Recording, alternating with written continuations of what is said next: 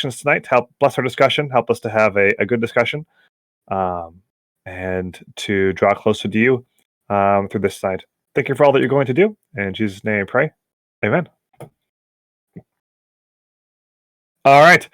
So for those of you who have been with us for a while, we'll do a little bit of review and then get started because we got a decent chunk of text to get through tonight. We are in Judges. What part of Judges are we in? We talked about this last couple of weeks.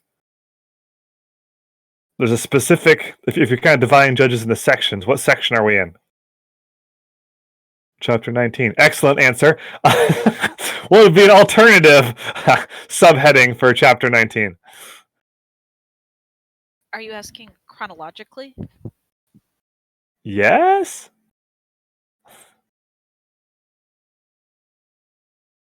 I've heard this is actually one of the earlier stories historically. I don't know how accurate that is. Yes, so last week certainly was, and we talked about Micah and the Levite and the tribe of Dan, right, the last couple of weeks. And we talked about how that's the passage that's never ever preached on. Those of us who grew up in the church never heard that passage preached on ever. But there's a lot of cultural clues in there that tell us why that story is highlighting the wickedness of the time, right? So Judges has a double prologue, kind of a double introduction. Then it has the stories of the individual judges, and each judge is a cycle. It's a downward spiral, right? We've talked about that. Now we're in the epilogue, and Judges has a double epilogue. So last week, the last 2 weeks, that was the first epilogue. And this week is the second epilogue. The epilogues are here to give us a slice of life of what time looks like in a time of what life looks like in the time of the judges. It's designed to kind of give us a feel for what it would be like to live there. And it's dark. It's really, really dark. And this week's is even darker than last week's. We talked about why last week's would be considered like so shocking for the time. There's reasons why it would be considered shocking for the time this week, but frankly, there's reasons why it's shocking for us even as somebody who doesn't have a ton of cultural context as well. So, without further ado, let's get started. Can I have a volunteer to read verses 1 through 3 of Judges 19?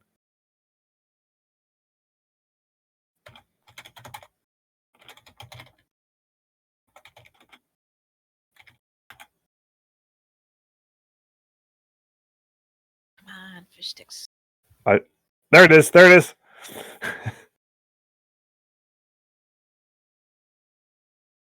Go ahead, Cass. In those days, when there was no king in Israel, a certain Levite was sojourning in the remote parts of the hill country of Ephraim, who took to himself a concubine from Bethlehem in Judah, and his concubine was unfaithful to him, and she went away from him, to her father's house at Bethlehem in Judah, and was there some 4 months. Then her husband arose and went after her to speak kindly to her and bring her back. He had with him his servant and a couple of donkeys, and she brought him into her father's house. And when the girl's father saw him, he came with joy to meet him. Thank you. Okay. First sentence, in those days when there was no king in Israel. Okay. Have we heard that before?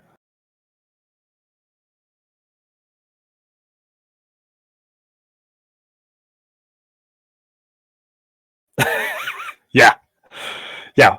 This is kind of a bookmark. So, one of the traits of the Hebrew Bible is that it hyperlinks to other stories. So if you're reading this in the original language, there's certain phrases, words, expressions that as a reader is reading over it, they'll realize, oh, this is a reference back to another section.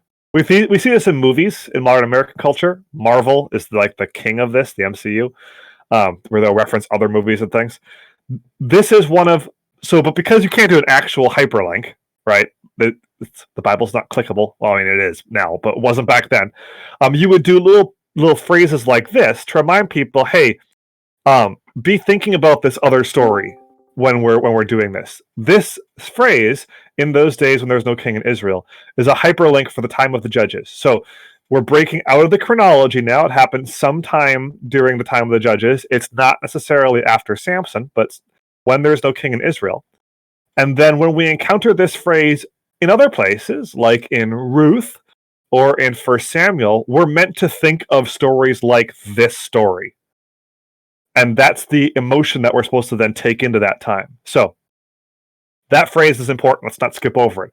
It's reminding us that this is a slice of life. This is what it's like in the time of the judges when there's no king in Israel. Okay.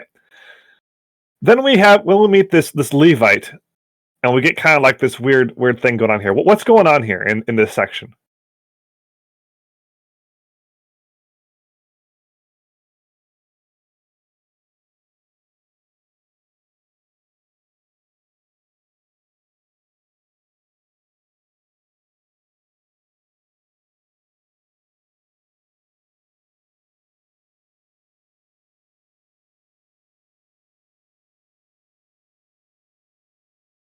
Let me phrase it this way. What warning signs would an original reader see? What red flags would we pick up on this if we're a ancient Jewish reader or hearer listening to this? And we go, that's not good. I've counted at least 3.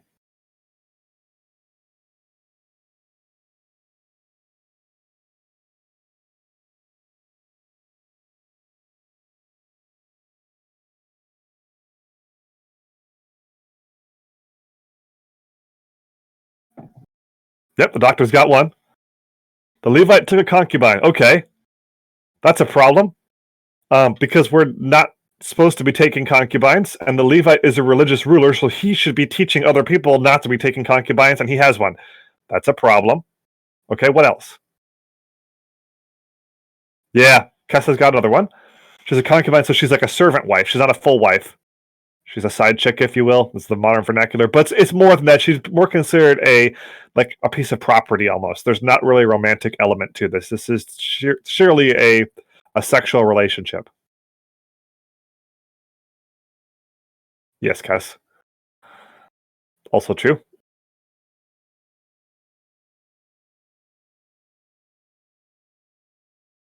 I've got 2 other warning signs too.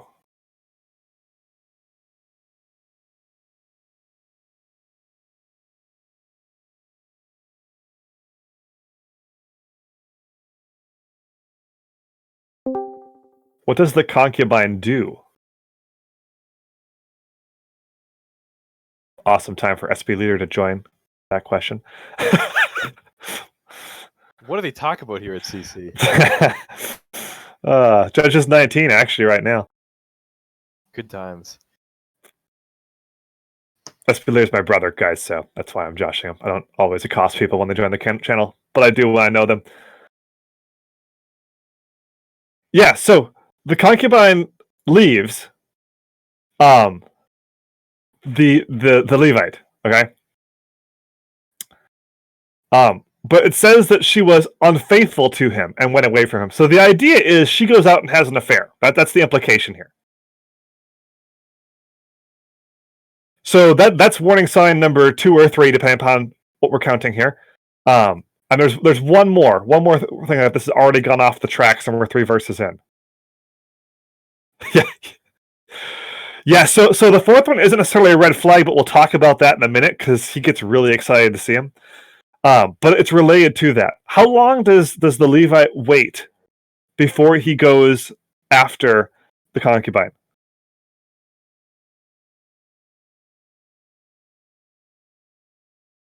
Four months. Okay.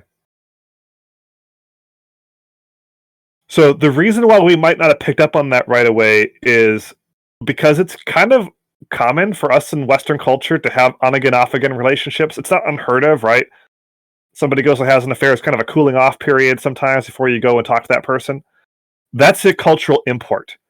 That 4 months would have stood out like a giant red flag to a reader at the time. Okay. This is a huge scandal. This guy should have been all over this if this was his wife, trying to either reconcile this or get an official separation so this can be taken care of for the good of the community and the good of everybody involved. this would have been considered a huge scandal to wait this long. And the guy just waits 4 months. It's kind of like, for whatever reason, we get the impression, because there's a waiting period, that this is not a romantic relationship. This is he's either missing the status or he's missing the benefits, the physical benefits, shall we say, part of this.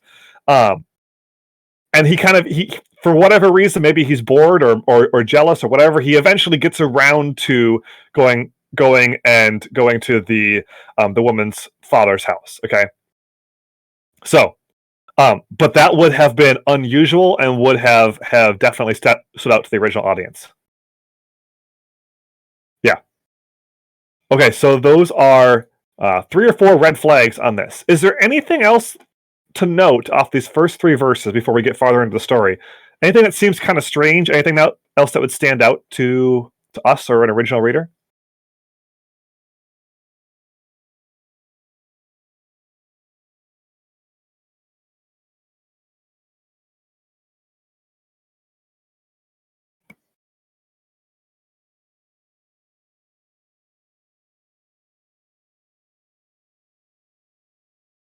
Yep, Bethlehem's mentioned twice. There's one other thing, though, that we're looking for here.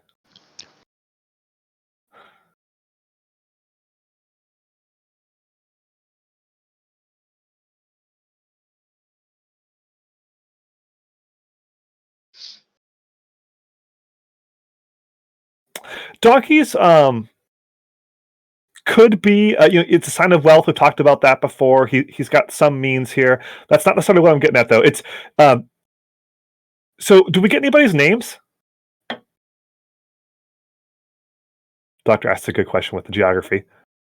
Okay, we don't get any names. Is that strange?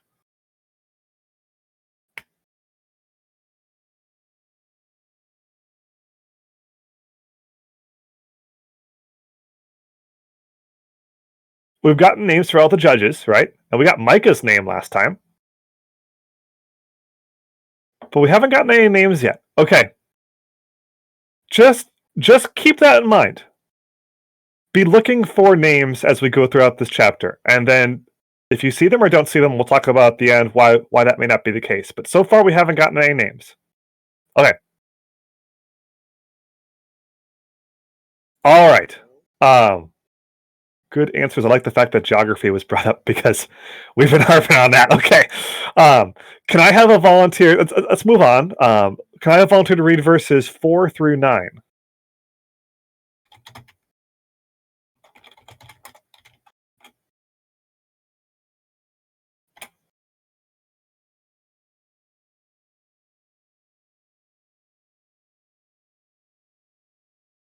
Good job, fish sticks.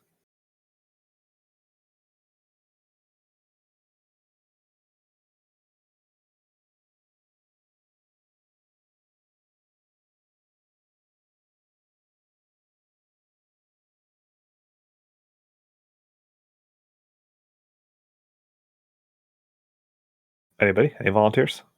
Out loud would be good.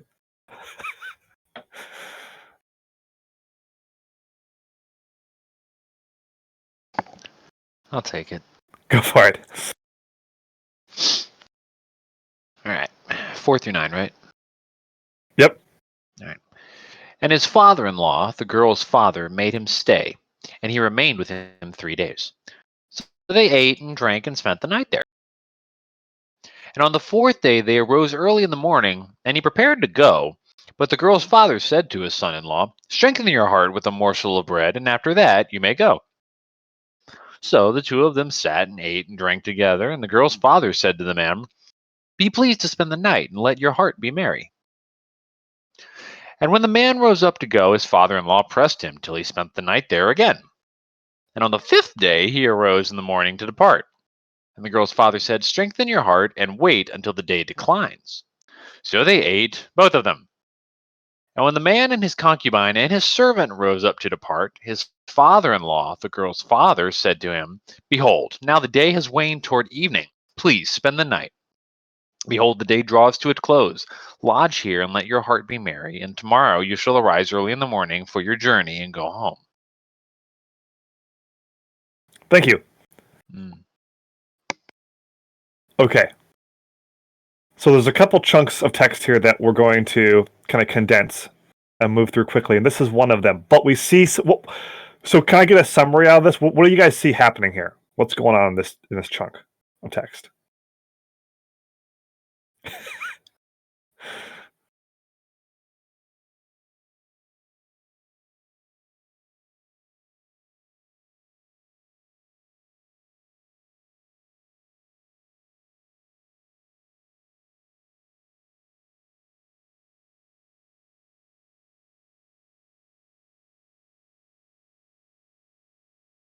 Yeah, you guys see it in the chat. Okay, so like I said, nothing's happening. Like Leandra said, the father is stalling, right? He's being way overly hospitable. Somebody said up in the chat before that he's thrilled to see him. Yeah, ultimate delay tactics. Why? Why is he being so hospitable here? To the point where like the Levite's like, man, I can't get out of here. Why is he being so kind to the Levite?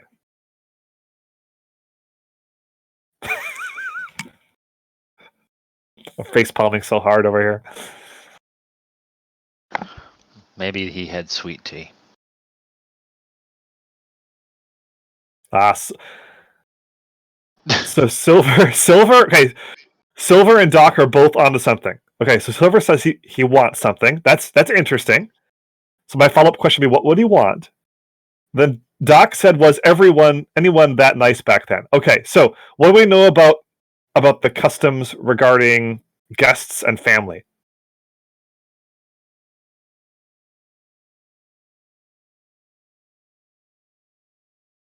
This question will be important later. Is it the same thing that came up in the story of Deborah and Barak?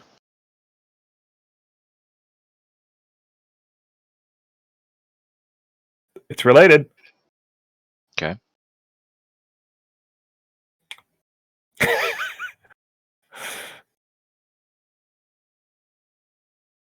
Good old Solomon with the Proverbs. So, In hospitality. the KJV, no less. Yeah, I know. Hospitality is really important, right? You want to take care of your guests because there is no Motel 6 and Casey's gas station in the Middle East at the time, right? Like, you look after the stranger. It's very, very important, even for the Gentiles around them. Hospitality was a huge thing, okay? But this guy goes beyond that. So what could he be wanting from the Levite? Okay. The Levite took this woman as his concubine, and then she cheated on him, and the Levite has now gone back to find her from her dad, okay? This is a dicey situation. There are significant religious and social consequences that could happen for both the woman and the dad. And the Levite has the power to bring that about because he's one of the religious leaders, right? So what the dad is trying to do is he's trying to buy his favor off. Like, hey, so glad you're back. So sorry, my daughter is just so crazy. Love the fact that you're sleeping with her. I know she's not really your wife, but we'll take what we can get. We're happy to have you be part of the quote unquote family. He's trying to protect himself. He's looking out for himself, not for her, incidentally. He's treating her kind of like property, but he's looking out for himself and making sure that his name, his family name, doesn't get sullied, that he doesn't lose any power. And so he's being super conciliatory, trying to serve this Levite. This would have been kind of disgusting for a real time. It's kind of disgusting for us, right? We look at this and we're like, ugh, this feels slimy. Like Silver said, even reading this over 3,000 years later, we're looking at this like, okay, he clearly wants something. There's an agenda behind this, right? Yeah, he doesn't want a divorce in his family, which is kind of weird because he's not really this guy's wife, because he probably didn't pay a proper bride price for her. But at the same time, he doesn't want the scandal of a divorce, and frankly, it doesn't hurt to have a nearby and in the family, right? We'll talk about how there's power associated with the Levites, and that's why Micah wanted a Levite, because he wanted to consolidate power. So yeah, so there's definitely a him looking out for himself element to this. Yeah, Micah, exactly.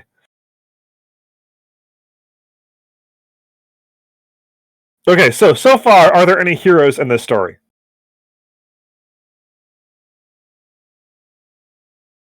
Yeah, 0. No heroes. Okay, yep. Yeah, maybe the donkey. I mean, at least he's serving someone. Okay, and have we gotten any names yet? 0 names. Okay, interesting. Just locations. Yep. Just locations and tribes. But I'm sure that's not important. Okay, so I'm kind of a volunteer to read verses 10 through 15.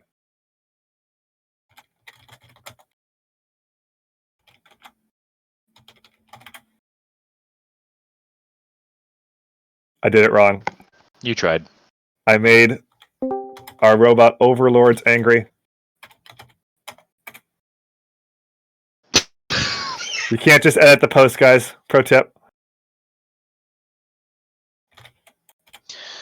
There we go. Third time's the charm.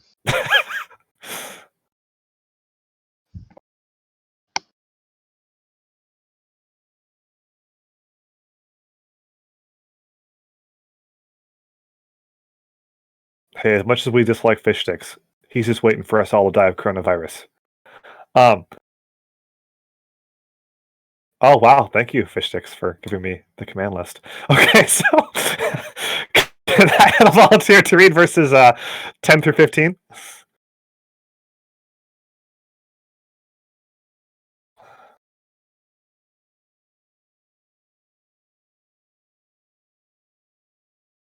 I can do it again if you like.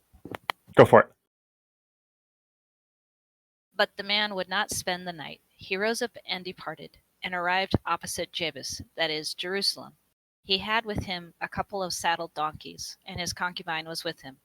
When they were near Jebus, the day was nearly over, and the servant said to his master, "Come now, let us turn aside to this city of the Jebusites, and spend the night in it." And his master said to him, "We will not turn aside into the city of foreigners, who do not belong to the people of Israel, but we will pass on to Gibeah." And he said to his young man, "Come and let us draw near to one of these places, and spend the night at Gibeah or at Ramah." So they passed on and went their way. And the sun went down on them near Gibeah, which belongs to Benjamin. And they turned aside there to go in and spend the night at Gibeah. And he went in and sat down in the open square of the city, for no one took them into his house to spend the night.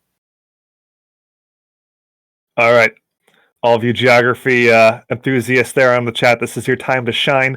We get like this weird little transit story here.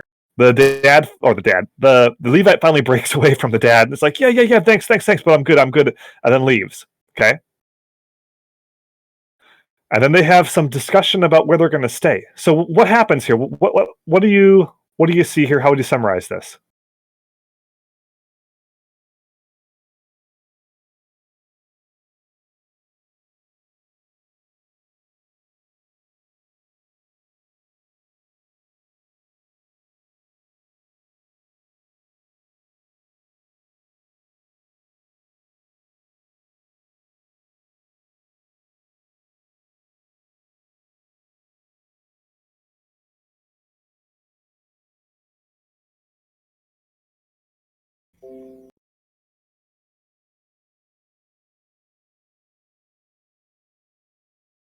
Looks like he's trying to stay to the Hebrew cities and stay away from the Canaanite cities.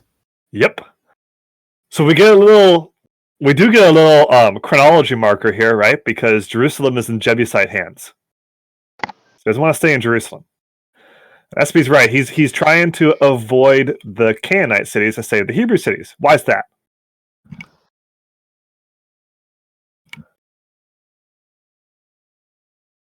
The Canaanites aren't the people of God. You want to avoid them. Precisely. That's exactly how this audience would have read that, by the way. And the Canaanites are evil people, right? Like, they're godless. Who knows what could happen in Jerusalem? That's a bad neighborhood. I wonder if there isn't something in play here.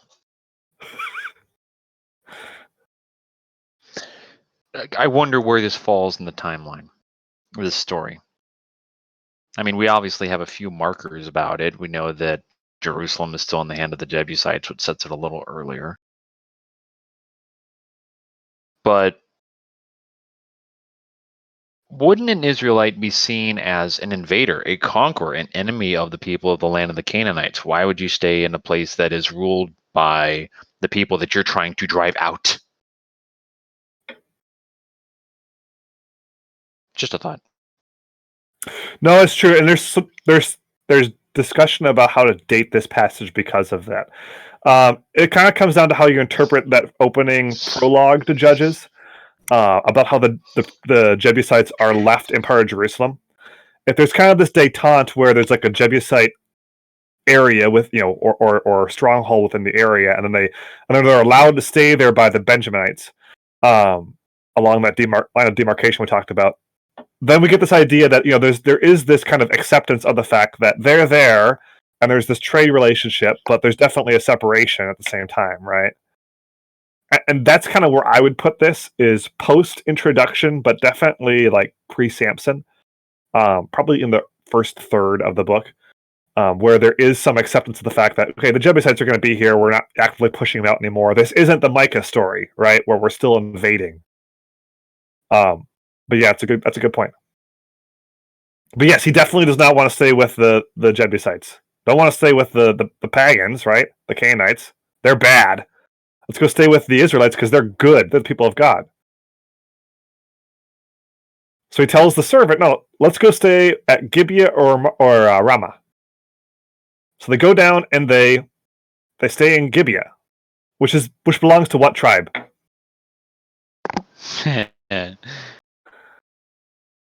Yeah.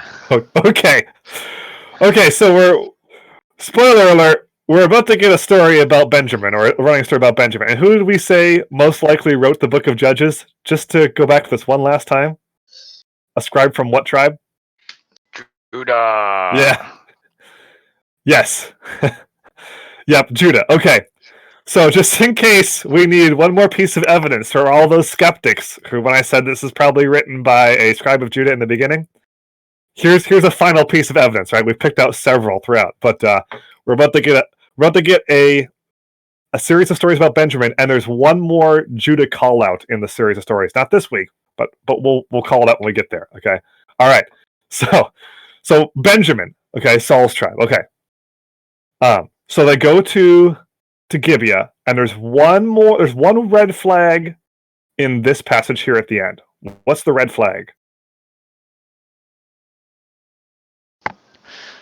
Just a lonely, lonely boy. Yeah. So no one took them into his house to spend the night. Now, Gee, I wonder why that is. what did we just say about hospitality? Super important, right? It's a huge value. The pagans around Israel had gods of hospitality, right? And you would not, even if somebody was an enemy and did something to wrong you, if they were your guest, you would not harm them while they were your guest. There's a lot of cultural reasons for this, which we've gone into before, so we won't get into now. But the fact that no one looks out for the Levite, the religious ruler, one of their brother Israelites. He goes to an Israelite town because he doesn't want to stay with the foreigners, if you will, the Jebusites, and none of the Israelites take in a Levite. That's a huge red flag. So he's going to stay in the city square because there's nowhere else to stay. That right there would catch our attention if we were an ancient Israelite and go, "Whoa, like this is screwed up." Gibeah, what are these guys doing, right? Yeah, Kessa has a very good point. And we don't know this for sure, but it's unlikely that the Jebusites would have sunk that low. It's likely he would have found a place to stay in Jebusite territory. So that's a bad sign. Anything else you guys see in this before we move on to the next section?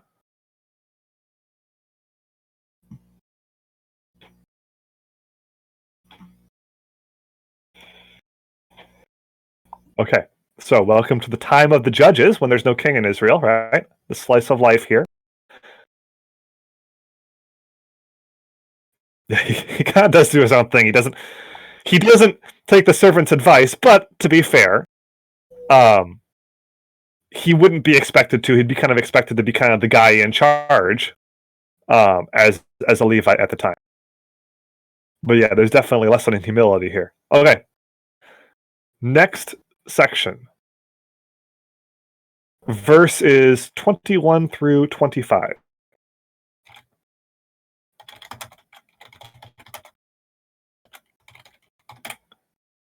Good job, fish sticks. Okay.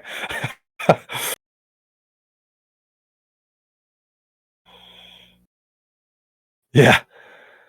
Yeah, that's a good theme that we should circle around to at the end. Winged. Bookmark that. And bring it up at the end. Okay. Can I have a volunteer to read verses? I think I missed a verse here. I did. I gave you guys the wrong part. Let me do it this way. 16 through 20. Sorry. Yep. I meant to link to 16 to 20. Just got ahead in my notes.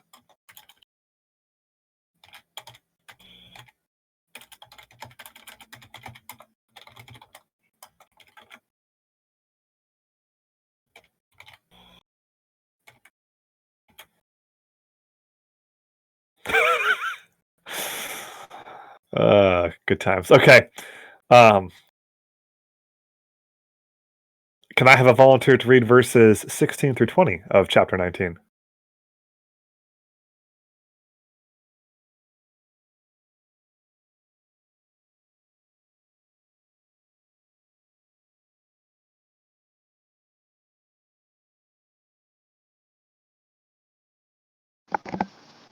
Man, the peeps are just so eager to read tonight, aren't they? I'll take.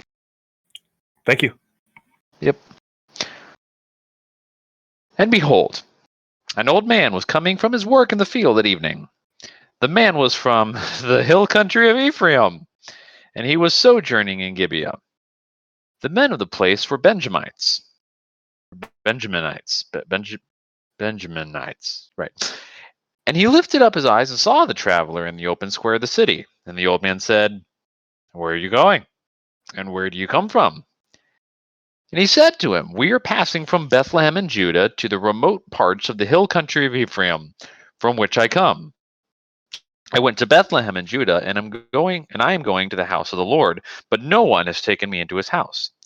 We have straw and feed for our donkeys, with bread and wine for me and your female servant, and the young man with your servants. There is no lack of anything." And the old man said, "Peace be to you. I will care for all your wants. Only do not spend the night in the square." Okay. So we get another character here. Where's the character from? Another nameless character. Sorry.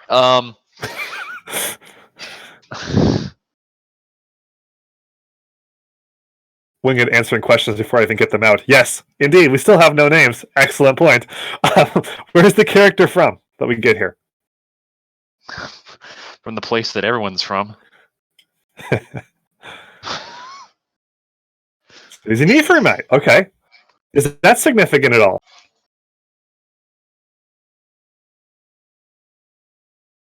Just a little bit. Why might that be significant?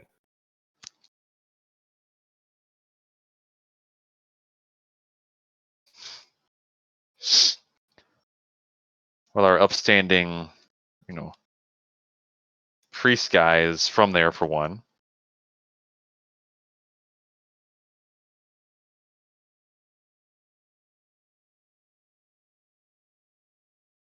Yeah. And he's not a local, right? And we get that reiterated. We've already been told that this is Benjaminite territory. This is a Benjaminite city. And what do we get reiterated in verse 16? The people were Benjamites. Yep. Benjaminites. Benjaminites, yep. Whatever. Yeah, whatever. You know what we're trying to say. They're from the tribe of Benjamin, right? Okay. We've mentioned before that when details are called out and repeated, that's important, right? That's like typing in all caps. It's trying to get us to pay attention. the only person that's willing to help and to show hospitality to the Levite is somebody who's not from there. Okay? That's a clue. So he goes to him and he says, "Hey, where are you going?" They have this exchange, right? And the guy goes, "I don't really need anything. There's no lack of anything. I just can't find a place to stay. It'll probably be fine here in the square." And the old man says, "Peace to be with you. I'll care for all of your wants. Only do not spend the night in the square." Right? So he says, "Come with me. We're not gonna stay here." Right?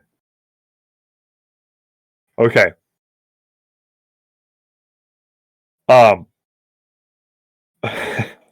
Doc got back from Israel. When I was in Israel, they took us up to a part of Jerusalem and showed us. They showed us. It was actually over the Valley Kidron, and they showed us some different areas. And they said one particular neighborhood. They go, "Don't go there. We don't go there. That's not a neighborhood where any of you are going to go for any reason." And we're kind of getting that impression here, right? Like that was local advice, something that I would have had no idea about as somebody just passing through, right? Other than bumbled into there most likely and had no idea what was going on. Here we have a guy who's not necessarily a local, but he knows the area, and he goes, "We're not staying here. You're coming with me. You're not. This is not something we're doing right now, right?" so he knows something. All right, this is a warning sign. Okay, anything else that sticks out to us from this passage before we move on to the next passage?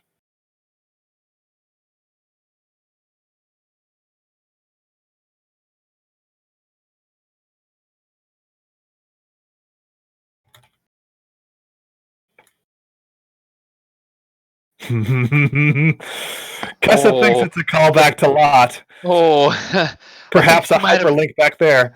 She might have read ahead a little bit in the passage. We'll see if she's right. We'll see. We won't answer that question yet, but perhaps we talked about hyperlinks, right? And how there's certain phrases used to hyperlink to other stories. We talked about that in the first verse. We're already hyperlinking, right? This is a bookmark page, okay? So let's go see now if we might pick up some more hyperlinks in the next section. Can I have a volunteer to read verses 21 through 25? Let me post the link here.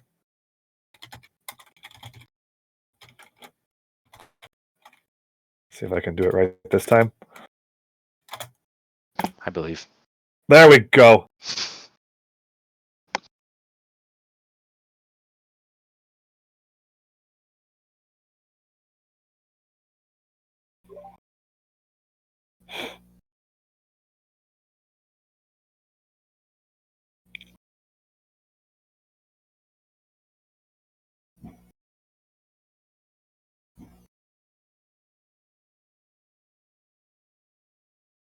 Anybody?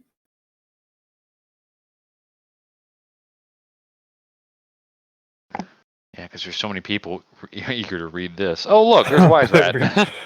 Go for it, Wise Rat.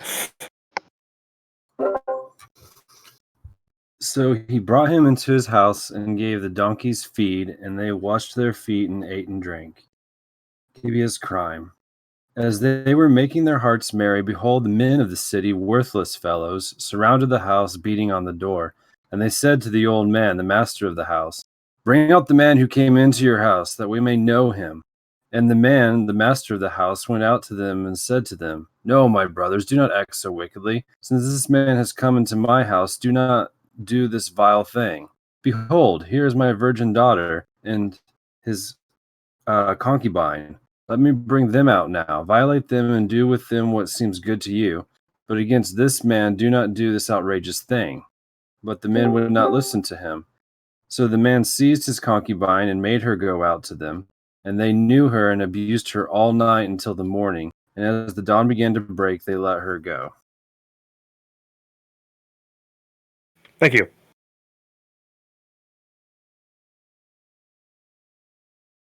Okay. So, night falls. The Ephraimite gives the Levite some food, some hospitality, and then people start knocking on the door. And what do they want? What are they asking for here?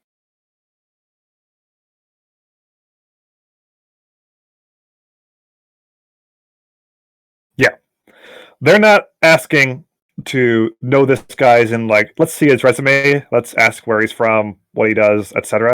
They're looking to rape this guy. Okay. All right. So, before we get into the outrage of that, is there some other place where we might have seen this exact phraseology before? Some other place that, dare I might say, this passage is hyperlinking to for the original audience. Yeah, Sodom and Gomorrah. Okay. Why is that significant? Why are we being hyperlinked back to that passage?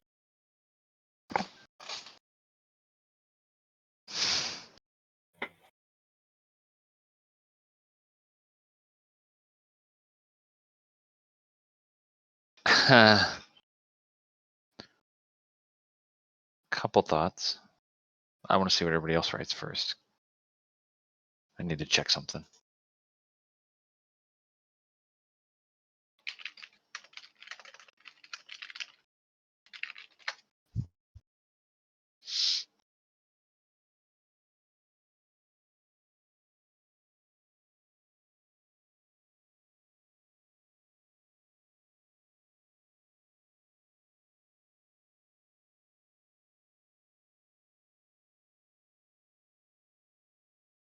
Yeah, you guys are definitely tracking down the right path here.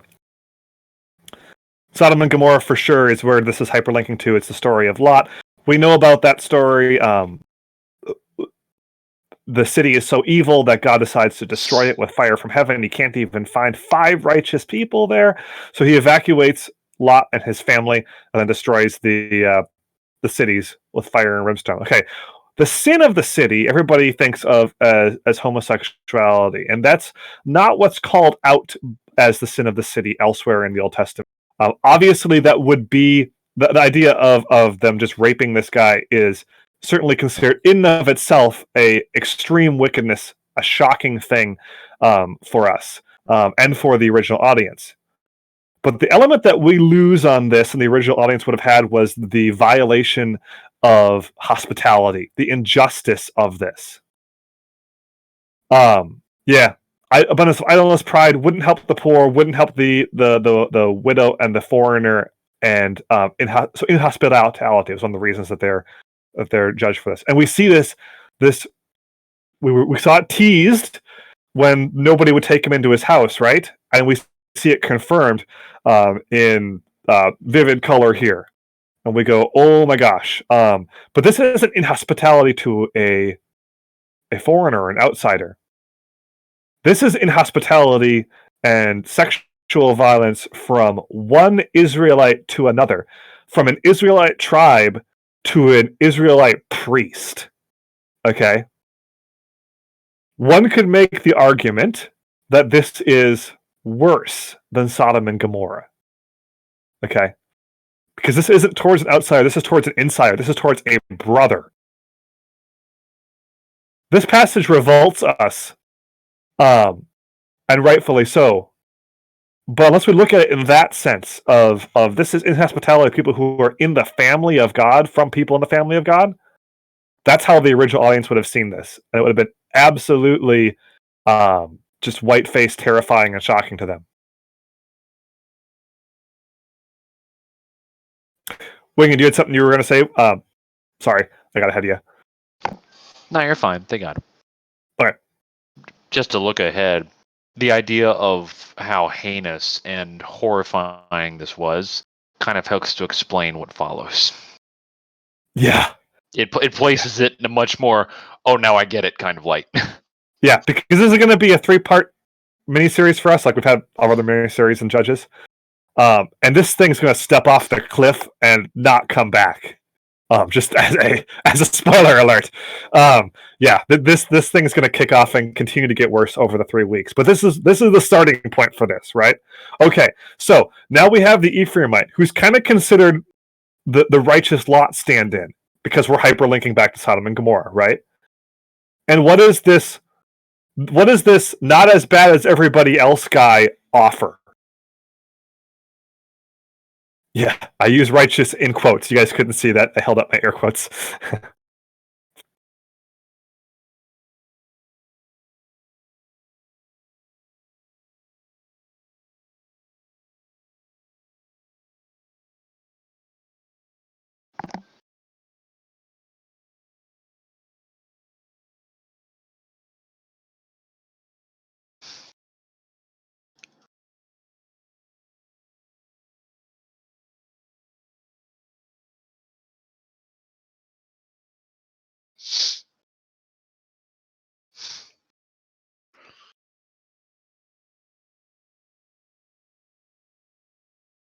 So I think you guys can see it because it's in the text, but nobody wants to say it. He offers his 2 virgin daughters. Well, Lot does. Yes. Not here, he doesn't. Here he's got one. He's got 1. Yep. Yep. Okay. So he offers his 1. Sorry. I'm getting my references confused. Thank you. He offers his virgin daughter and what else? The priest concubine. Yeah. He goes, we'll give you the guy, but I'll give you his concubine and my daughter. Can we make that work, maybe? Which tells you, number one, how scared he is, right? He's an old guy, so that we might be able to excuse this a little bit. He can't go out there and fight, but at the same time, this would be repulsive to the Israelites. The Israelites, they are supposed to, they don't do a good job of doing this, but they are supposed to treat women with more value than the people around them. And they are supposed to go out and fight for their women and protect their women and whatnot. We see this in Nehemiah. Nehemiah calls the people to do this. He uses that as their impetus for fighting, not incidentally to fight for the city of God, but go fight for your wives and your families and your children, right? So he's supposed to go up and protect them. And what does he do? He's like, okay, here's the deal. What if we gave you my daughter and his side chick, and we went with that, right? And I don't use that disparaging phrase as if I'm condoning it. I'm trying to kind of translate the culture for you, because that's how they'd view the concubine. And what does the Levite think about this?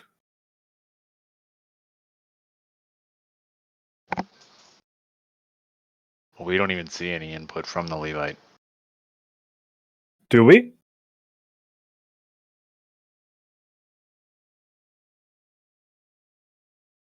Wait. He certainly doesn't intervene. Or interfere, I'll say. The Levite's the one who throws her to the wolves. The Levite goes, yep, good plan. Yeah, so he is. Yep. Clever. Which is interesting, right? Like, I mean, think about somebody that you've been in a relationship with. Maybe it's your wife, maybe if you're not married, it's your girlfriend, and somebody goes, hey, these guys outside, they're wanting to to rape you. What if we turned over your significant other? And this guy goes, yeah, sure, and pushes her out the door. Okay, that's a problem. Okay, this guy is supposed to be a religious leader. He's supposed to be the priest, right? He's supposed to be the one setting the example, and he sacrifices the concubine. On a side note, judging from all appearances, he is being a religious leader.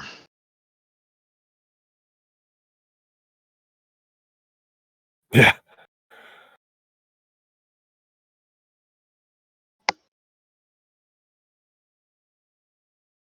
And we get the idea that this is against her will, too, right? Obviously. But the language used, seized as a violent language, and made her go out to them.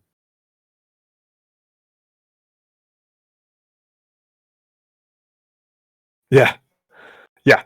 It is. It's obviously, right? But we get this idea that he is using force not against his people, but against her, to force her outside to protect himself, right?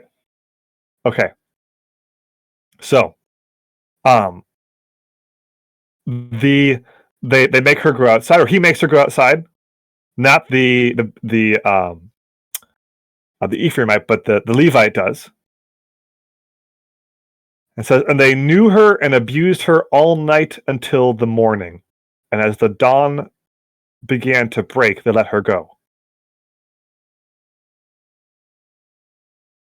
So, time-wise here, we're looking at they show up kind of right after dinner, and then this whole ordeal for her ends right as the sun is coming up.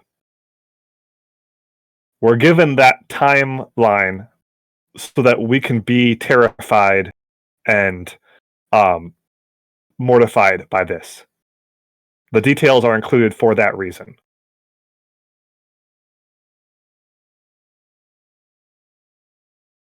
And now, I'll read verse 26, and then we'll go through 27 and end the chapter. But 26 I wanted to keep by itself because it is rightfully also horrific. It says, "And as morning appeared, the woman came and fell down at the door of the man's house where her master was, until it was light."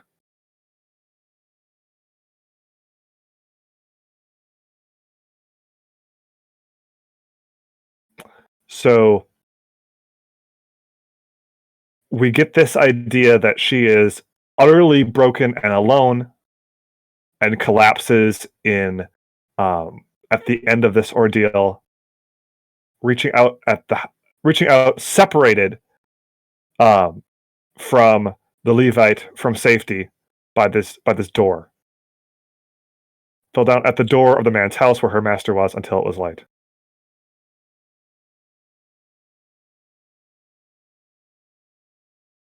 I don't think that needs any comments. I just think we're meant to stop on that and wrestle with that image, that terrible image that we're given details of there. Verse 27, "And her master rose up in the morning, and when he opened the doors of the house and went to go his way, behold, there was his concubine lying at the door of the house with her hands on the threshold." Okay. So he gets up and wakes up and goes to flee the scene. We get the impression with no intent of checking on her, right? Because he's going to go leave. He's like, "I'm out. Bail." And as he opens the door, there she is, fallen on the threshold, reaching out towards the door.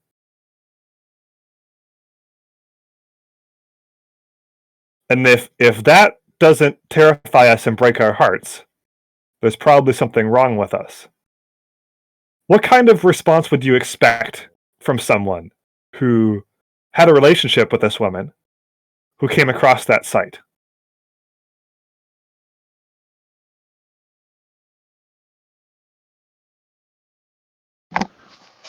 To coin a phrase from the Bible, weeping and gnashing of teeth.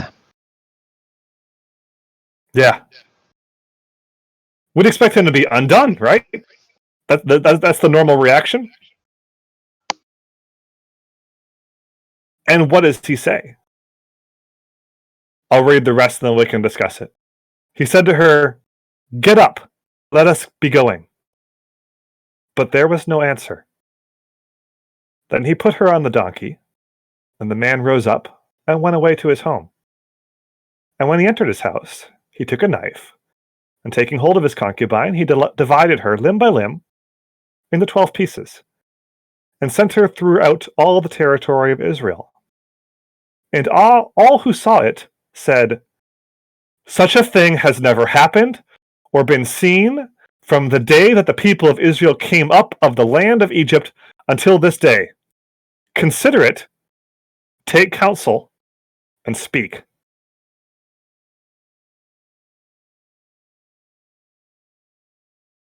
Okay. So, what happens here? What is the Levite going for with this extreme response?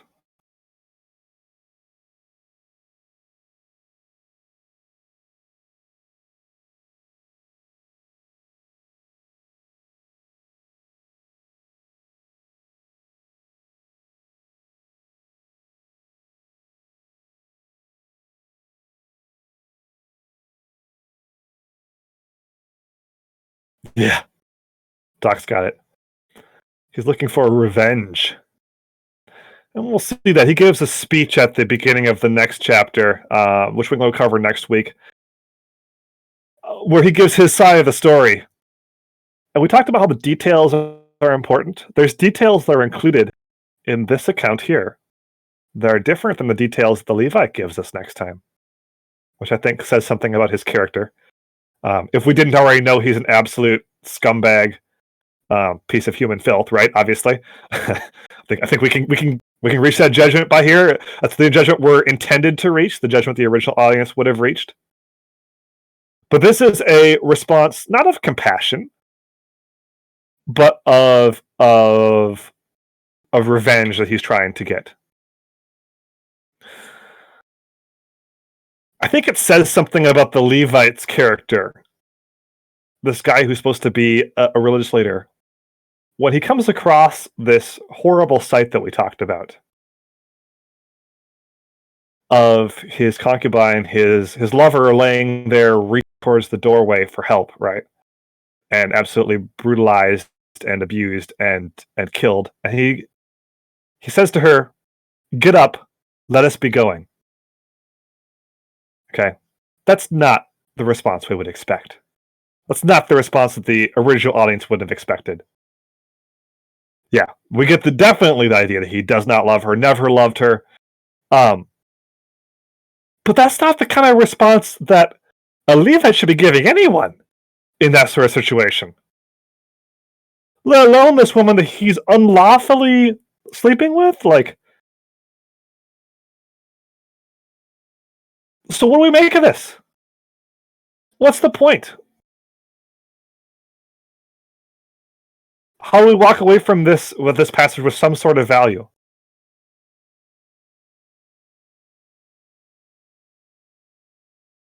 There's some clues, and we've talked about them.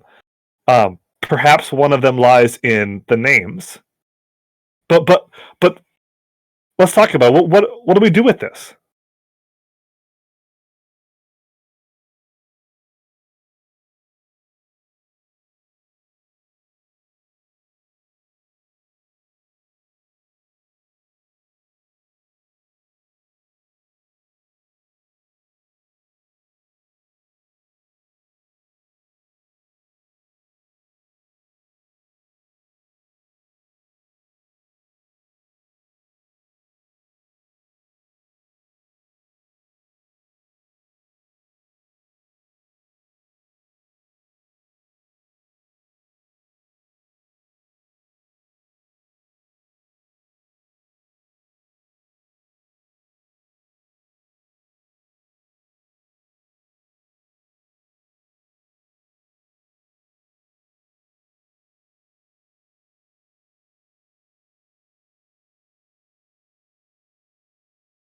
Yeah, Kessa's got a good point.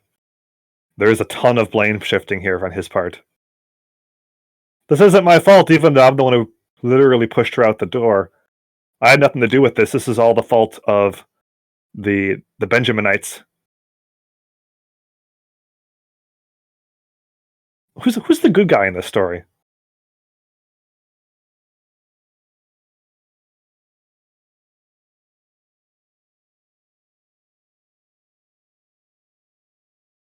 Are there any good guys or good women?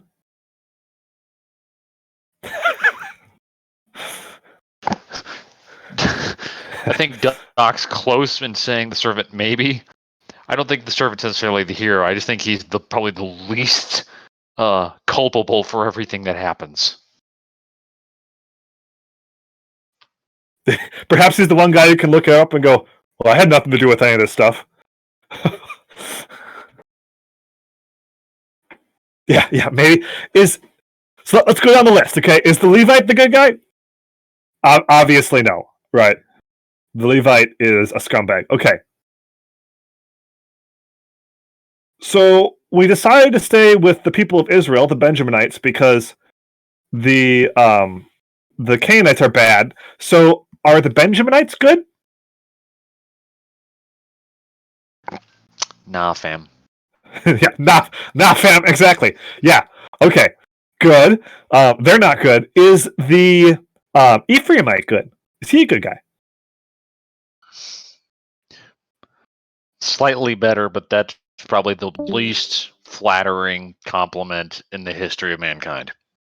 Yeah, so he's a coward and gets off looking like the best guy here as a coward, right? But let's not lose the fact that he is indeed a coward and would have been seen as such by the original audience. Okay. Yeah. Good.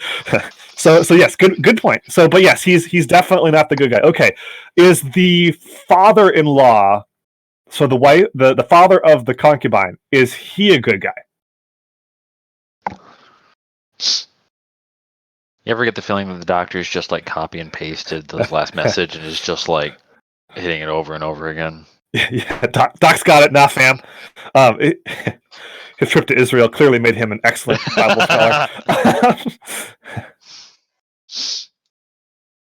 Yeah, the father's purpose was to cover his own backside, shall we say, to avoid drama, to try and avoid shame, and to keep the Levite placated, just keep him happy. This isn't a great situation, but really don't want him to sue me or to make trouble for me. So if I could just send my daughter back with him and have kind of the old status quo, this for that relationship, that'd be great. So also a coward, right? Yep, exactly. Self-preservation of reputation, community stats. We see a Micah-esque character in the father-in-law. I think we're meant to see that. Kind of a cowardly, almost ghostly figure where he doesn't really want anything. He just wants not trouble and is willing to sacrifice all integrity for it. Okay, good. Is the concubine the good gal, the protagonist, the good person in the story?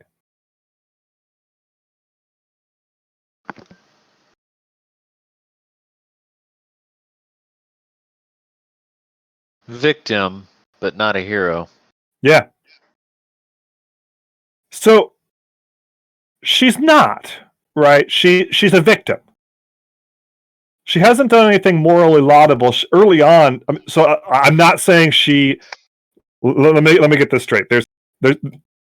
She is not as at fault as everybody else here. She's definitely the victim, but she is the one who should be looked out for because she's the least advantaged in this whole society. However, she had an affair outside of the Levite, so we know that she's not a hero here, certainly.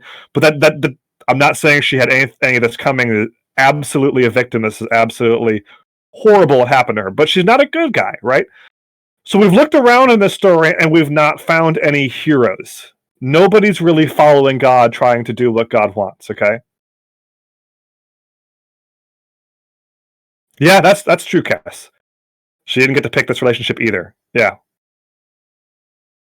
So I'm not saying she's a bad guy, but she's not a hero here. She's not a Ruth character or an Esther character, right?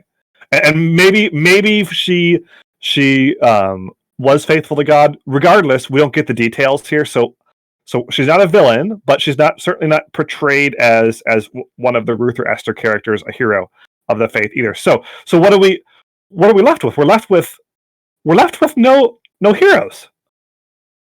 The heck? Like every other chapter except for the last two, the other epilogue, we've had somebody who at least is somewhat trying to do God's will or being used by God, right? Like Samson. But we don't get that here. Why?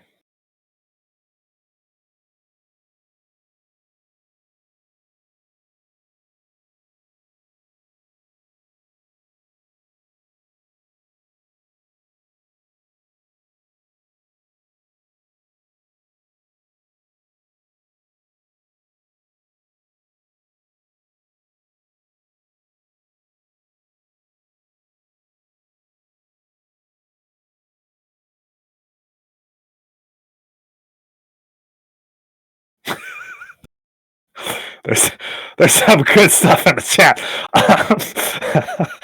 Yeah, applesauce season is going to start soon. Stay tuned for that in the coming chapters.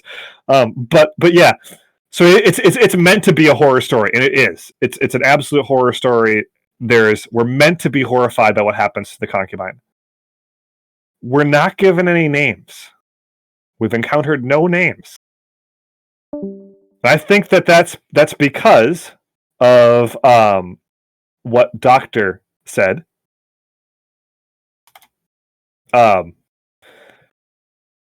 Dr. Classic's case of goes to Israel, becomes a Bible scholar. No, but just kidding. I gotta give you a little bit of crap, Doctor. It's Doctor, but Doctor's right. It represents the state of Israel as a whole. We're not given names because this is everybody, right? When we're talking about how the epilogue is kind of a slice of life, this is the status quo. This is what life looks like in the time of the judges when there's no king in Israel. Okay. So it's almost like the author says, you want to hear what it was like in those days when there was no king and there was only judges once in a while and everybody did what was right in their own eyes? You want to hear what it was like when everybody got to do what they wanted?